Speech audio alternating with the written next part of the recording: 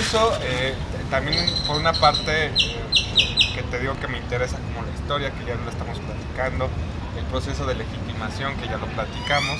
Otro proceso o algo que también me interesa mucho es como toda esta narrativa post-apocalíptica que encierra también la muestra. Claro, como el imaginario apocalíptico que tenemos, sí, como en la investigación que hice, como saqué como más de 200 fechas en las que ya debió haber acabado el mundo. Entonces es como bien chistoso que, como que por porcentajes, como yo creo que el 80 y tantos, 90% es como religiosas, ¿no? Pero de repente hay como fechas científicas, ¿no? Como el cometa Halley, 1906, una cosa así, se repite en los 70, 60. Entonces como que hay como esta cosa de pensar en el fin del mundo me parece como que es una cosa como, está en el aire, ¿no? Como que el Citaca acaba de decir la catástrofe. La catástrofe, y hay una catástrofe.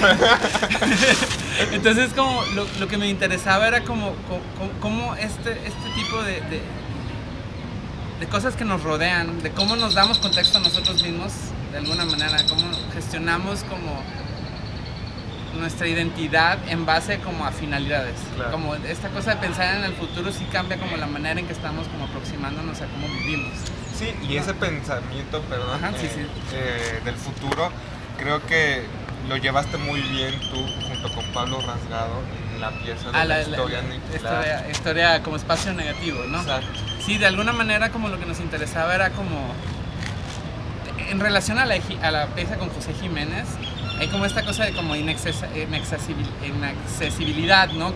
A la historia como de la casa, pero de alguna manera podemos reconstruirla en base a como fotografías perdidas que encontramos, etcétera, y hay como un empalme espacial temporal como latente ahí, como protegida por un vidrio que no te permite accederlo, ¿no? Y como te proyecta como de alguna manera al futuro, ¿no? Siento yo. Sí.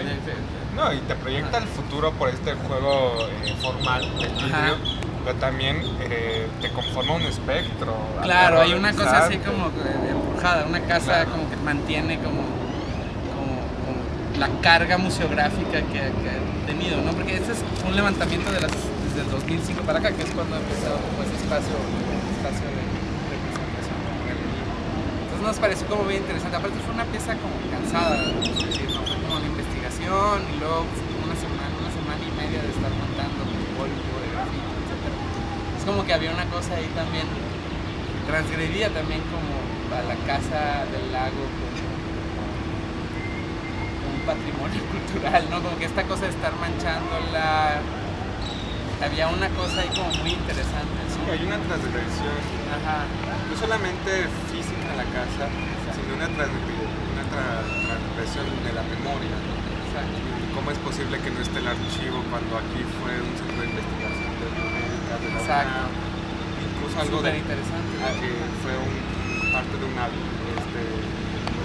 de todo un cuerpo de navío. Entonces, sí, como de alguna manera como que, no sé por qué funcionan así las cosas, pero como que nos permite como de alguna manera como si hubiera tenido el archivo aquí hubiera salido otra cosa, pero como que con las expectativas que yo tenía, como volviendo a lo del film, si tienes una expectativa para producir una pieza o estás acostumbrado a producir de una manera, como te topas con algo como que no puedes acceder, lo que haces es como configurar y como modificar como tus intereses de alguna manera, como digamos esa cosa del film, ¿no? Como artistas como no somos como aislados del contexto de las instituciones, ¿no? Entonces me parece emocionante como configurar y un poco el ejercicio que pasaba también con los artistas era eso, ¿no? Yo tenía líneas como de piezas como muy específicas, ¿no? Pero obviamente como a la hora de compartirlas con ellos y empezar a producirlas se van modificando, ¿no? Y de alguna manera ellos me están interviniendo a mí. Entonces lo que pasa interesante ahí es que como con estas modificaciones a veces modificaba la pieza de otro artista. Sí, como las de Rubén.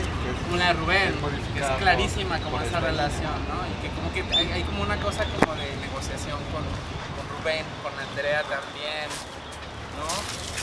En específico también como en el video que parecen como los dibujos de Andrés, medio como perdidos, como el arte del video, como el final, pero de alguna manera el hecho que aparezcan ahí como luego los mandamos como a la galería, como el dibujo y modifica de alguna manera una lectura que podría ser de la pieza con Pablo Rosado. Entonces como que hay como negociaciones siempre como que estaban como cambiándose y eso como que como ejercicio me gustaba mucho. Que al final la riqueza de estas colaboraciones es que cada quien sabe lo que pasará con ellos. Exacto. Muchas gracias. Gracias, un placer.